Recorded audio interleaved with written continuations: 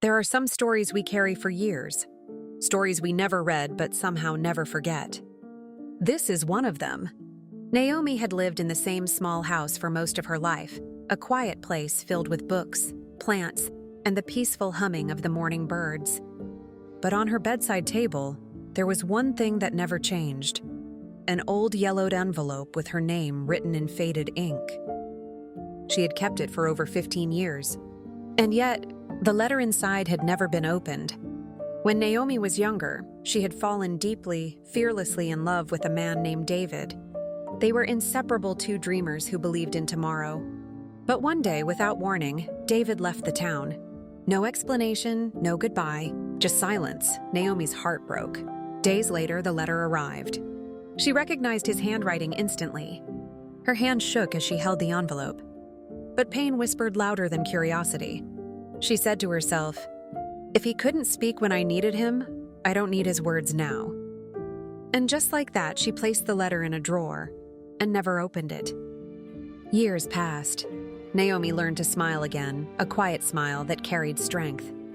She became a teacher, loved by children, respected in her community. But late at night, when the world was quiet, she would glance at that old envelope and feel a soft ache in her chest. Questions remained untouched, like the letter itself. Was it an apology, a cry for help? A final goodbye? She never knew. She told herself she didn't care, but deep down she did. One cool afternoon, Naomi heard a knock on her door. Standing outside was a young man, nervous, polite, with eyes that looked strangely familiar. "Are you Miss Naomi?" he asked. "Yes, how can I help you?" He took a breath. I'm David's son." Her world stilled. He handed her a small notebook. "My father passed away last year," he said softly. "Before he died, he made me promise to find you. He said there was a letter. He hoped you'd read one day." Naomi's eyes welled with tears. She walked slowly to her room and brought out the untouched envelope. The young man watched as she held it close again, the same way she had 15 years ago. "I've kept it all these years," Naomi whispered. "But I never opened it." The young man looked at her gently. "Would you like me to wait while you read it?"